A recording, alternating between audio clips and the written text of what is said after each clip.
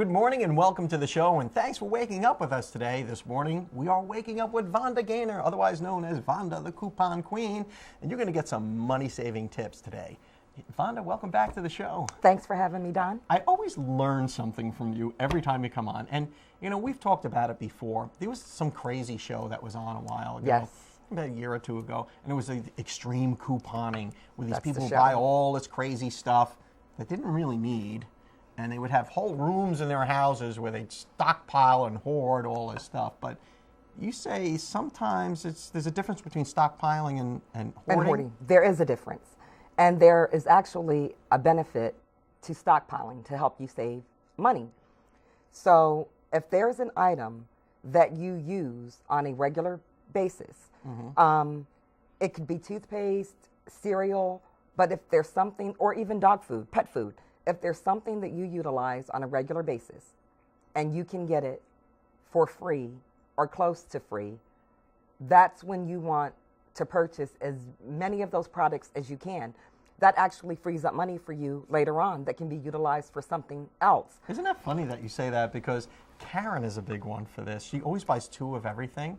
And we have a joke in the house. It's like, oh, we have some in stock. You know? Oh, do we Smart have woman. Yeah, it's like, do we have toothpaste in stock? Of course we do. You know, she never buys just 1 toothpaste. It's always 2 or 3 or whatever. But that's smart because that's an overpriced item. So if you can get several items, let's just say 1 tube of toothpaste is the average price is $3.50. But if you can get 3 tubes for $3, that makes sense to go ahead and get those 3 tubes versus buying 1 tube for $3.50, another tube later on. That gives you extra money in your Get it all pocket. at once. Get it all at once. And there's big bulk items too, like paper towels, toilet paper. Exactly. All those paper items Yes. can be very pricey. Yes, they are. Paper plates too. For my family reunion every year, that's what I'm in charge of. And of course, I use coupons. Of course you do. Yes. Because you're Vonda, the coupon queen. Of course you I'm use Vonda coupons. the coupon queen. But that's the purpose. There's a big difference. And some people, I think it's like an addiction, Don. I think they like having a lot of items to just, I guess, collect dust them off and look at it. Yeah. That makes no sense. That makes no sense. So that's hoarding. And for stockpiling, you don't need to purchase 50 items. I mean, 3 or 4 maybe? I mean, is that reasonable? that's reasonable. I mean, how much room If you does have- toothpaste take up in your house? I mean, you know, get a few, and especially if a coupon with it. Exactly. Yeah. Actually, coupon. I Yeah, think we coupon. covered that Oh, last we did show. talk about that last It is coupon, not Yes. coupon. But yeah. You're used to saying coupon.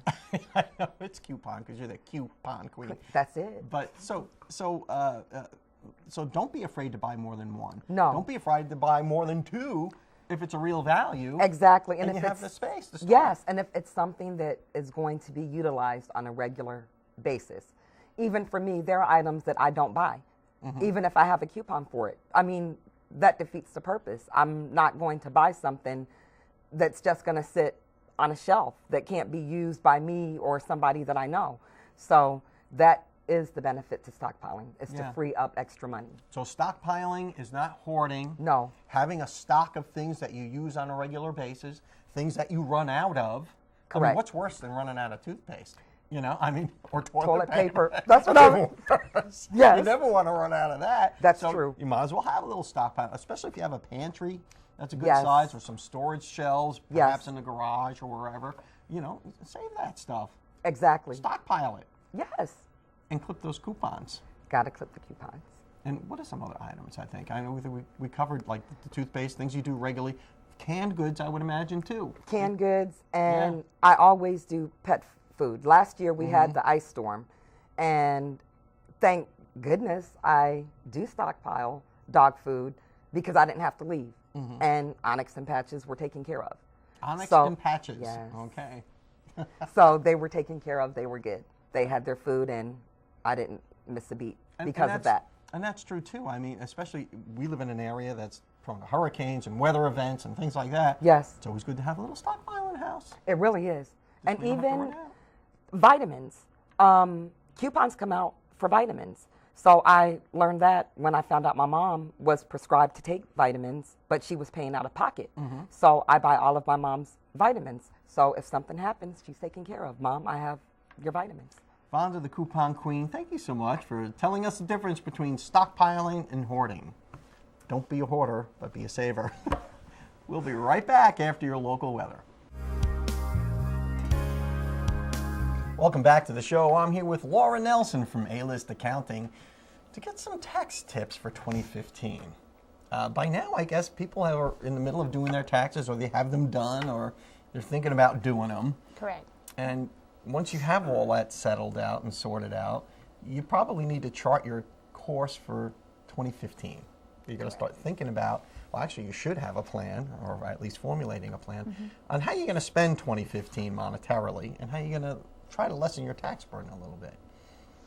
Yeah, you want to have a plan for 2015, budgeting, and whether you're personal or business. So, I mean, you know. So one of the, I guess the big things you're saying is that we've got to have at least a budget. Think about our budget. Correct. You know, how much we're going to spend.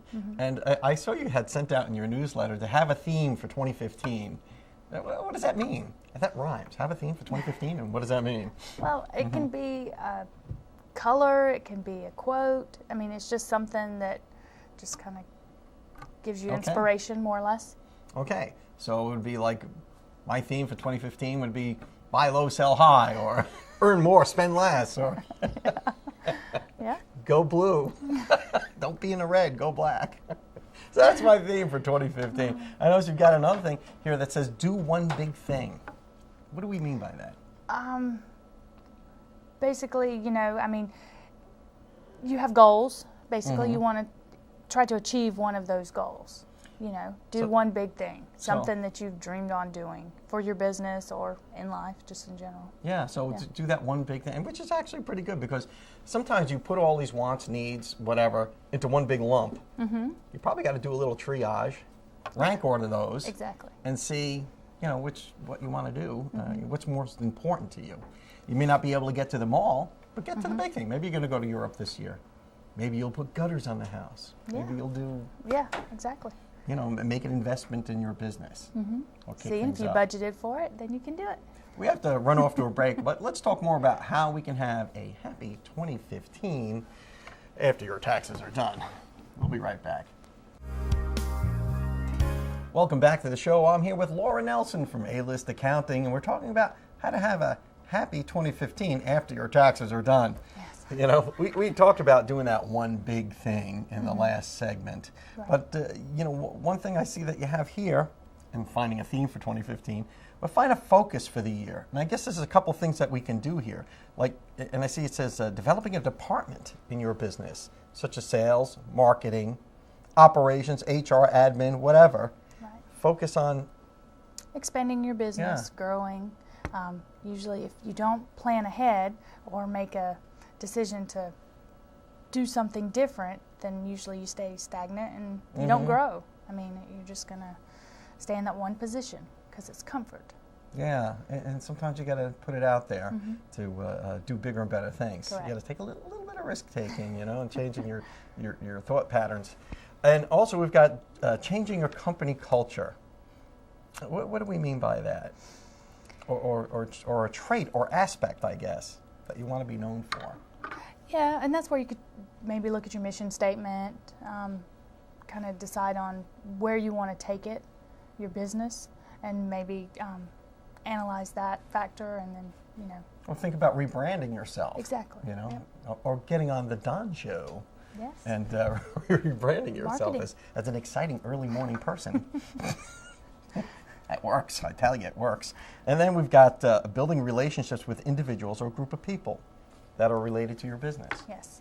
Networking, joining the chambers, you know, going to the events, things like that. That'll actually, you know, build your business, and people will get to know you and then also want to use your services. That's true. There, a lot of, and actually, I think that's how I met you, through a networking group. I think. Yes. Yeah, I think I did. I think so too. Through Andre, yes. And that's how that works. When you go to these things, you just never know who you're going to meet. Right. Or what's going to happen. And so it kind of pays to do that, developing these new relationships in 2015. Correct. Whether it be through some sort of club or fraternity or just a business networking thing, or the chamber, of course. Right. Well, that's all sound advice for 2015. You got to build it. You got to make relationships, and it really is in a final equation. All about relationships, isn't it, Laura Nelson? Correct. Yes. Laura Nelson from A-List Accounting. Thank you again. And how much do I owe you for the therapy? We'll be right back. Welcome back to the show. I'm here with Heather Noyes from Raymond James Financial, and we're going to get smart on your finances and investments.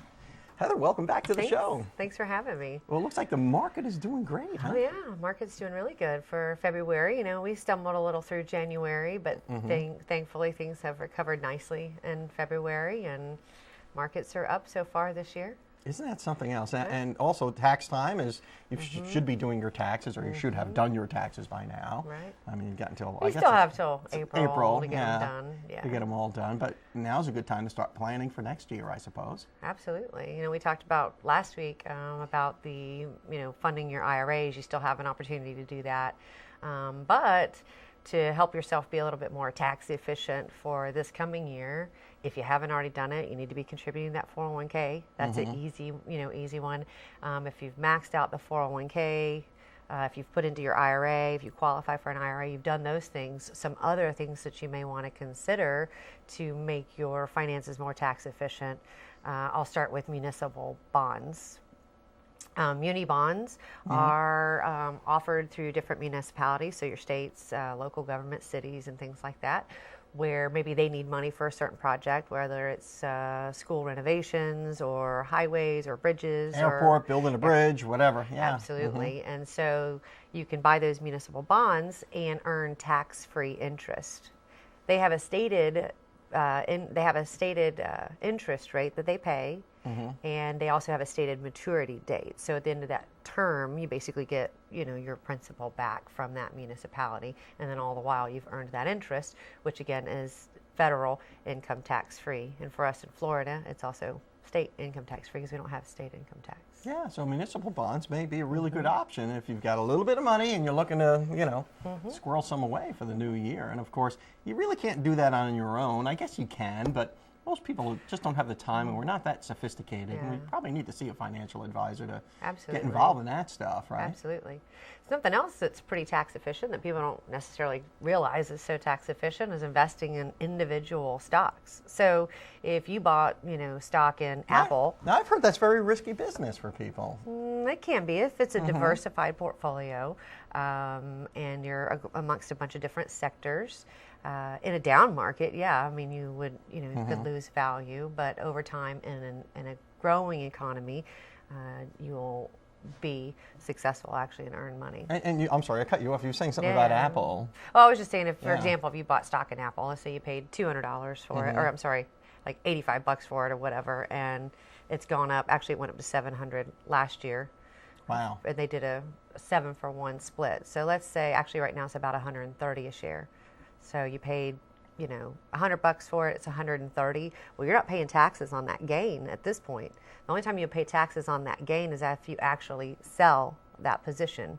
Then you would pay taxes on the gain. So you could still get gains on your money, make your money grow, and hypothetically not be paying taxes on that. And still get money. dividends from that And as well. you can still get dividends. And dividends have there's been some changes to the dividend tax rates. The maximum rate that you would pay on the dividends is 20%.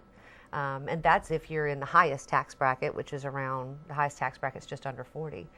But for the majority of individuals, the max they would pay is 15% on those dividends. So that's not so bad. Right. And I got to tell you, if you bought Apple in the early years, oh, forget it. Right. But they've had their ups and downs as well. Absolutely. But I guess the moral to the story is, long term, they did great. Right. Now, if you're not a very sophisticated guy like me, I'm a very simple fella, and you want to make sure that you're doing something good with your money. I mean, should you be looking more toward mutual funds or Mutual funds give you a good way that you can diversify, I would say, with smaller amounts of money, and especially if you're something you're going to do on your own. It's easier to do a mutual fund than if you were going to do something on your own and try to pick individual stocks, because that's a whole another conversation, rather, a whole other show. Who needs a financial advisor? I think everybody needs a financial advisor. One of the main reasons is that people have emotions that cause them to do things like buy high and sell low, whether it's a mutual fund or a stock. Yeah. So whenever they have somebody that they can call that puts things into perspective for them, and also puts things in perspective for them, maybe it keeps them from selling out when they really shouldn't. And then also to make sure that how your money's invested, that it's something that you can tolerate as far as risk goes, so that you can sleep at night. You know, you may need to be more conservative, or some people may, you know, be able to tolerate more fluctuations in their account, and determining that, making sure that where you're invested is appropriate and keeping, you know, you invested. So when in doubt, call Heather Noyes at Raymond James Absolutely. Financial. Thanks so much for coming on Thanks. the show. We'll be right back. Welcome back to the show. I'm here with Dan Hines from Dan Hines Coaching, talking about your family budget. Dan, we just sold a car that we owned for a long time. Okay. And I know buying and selling cars can be intimidating for a lot of people. Yes, it can. And I know for me, I just hate walking out to car lots and dealing with salesmen, and I know a lot of people do. Sure. What's better? I mean, should we lease? Should we buy? Should we get a used car? I mean, what Those should are you all look good at? What should questions. you consider? Right. Well, let's look at it from the dealership perspective. They do make the most money off of customers from leasing a car, because I mean, really, when you're leasing, you're just renting the car for a couple years, and you know you can only put so many miles on it. And at the end of the lease, you've got to decide: well, do I want to buy this car for a certain price that we signed for, or am I going to just start leasing a different car? And so there's a decision you have to make with that. It is usually better and lower cost if you go ahead and buy the car. Now, when you buy a car, you've either got to get a car loan, maybe from the dealership or a bank that you know and trust, or you can just buy it with cash, which is fantastic. Yeah. And so But I would. most of us can't buy a car with cash. Right, Unless you're right. buying a clunker or something. I mean, you know. And it really depends upon your situation. So my wife and I, we were in a situation where she was unfortunately in a car accident and it totaled the car. Everybody was okay. So, I mean, there are no bad stories there. But we got the check for the insurance, and we were saving up for a new car. But we didn't quite have enough to get the car she wanted. We had half. So we had a decision to make to say, okay, well, do we want to avoid debt and just use that cash that we have and get, you know, kind of a cheap car and save up for the car she really wants, or just go ahead and finance the second half? And so we, as a couple, we sat down and decided, you know what, it's, as far as a loan is concerned, it's not that much. And so we ended up go ahead and getting a car loan for the second half. We signed up for, I think, 5 years, but we paid it off in 5 months. Because we just said we're going to get a loan, but we want to pay it off as fast as humanly possible. So now we own both of our cars.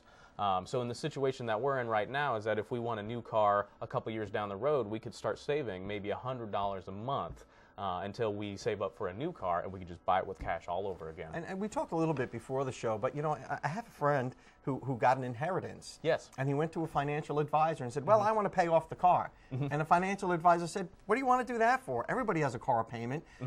The opportunity cost of putting that money into this depreciating asset we call a car really isn't worth it for some people, is it? Are you better off just making the payments and taking that lump sum and investing it and having that money work for you? That's a good question. You could do it either way. I mean, it depends on everyone's situation. But for me personally, and what I try to teach my clients is that let's get out of debt. Because especially if you have a loan on the car, is that's interest going out the door. Whether you'd rather invest it and get money coming in the door. However, when it comes to inheritance, a lot of times that money is going to be stuck in a retirement account, and if you're taking money out in some fashion, you might get taxed, or there might be some penalties with that. But really, when it comes to getting a car or saving for retirement, you got to start talking about what you want. Yeah. and like you said, a lot of people will take and pay off the car, and they'll keep it for 10 years until it dies, and then they'll go get a new car. That's us. My wife drove a minivan for a decade. Yes, absolutely. We kept fixing that thing until it got to the point where she was like, I'm embarrassed driving this thing now. All right, it's time for a new car. And you know what? And it happens where a car will get to a point where it costs too much to keep it. Whether it's better to just go ahead and get a new car or start saving up for a new car and replace that at some point. In fact, it just happened in the news that Warren Buffett sold his car. They did a charity auction, and it sold for about $122,000, but it was charity, and it went to Girls Inc. in Omaha.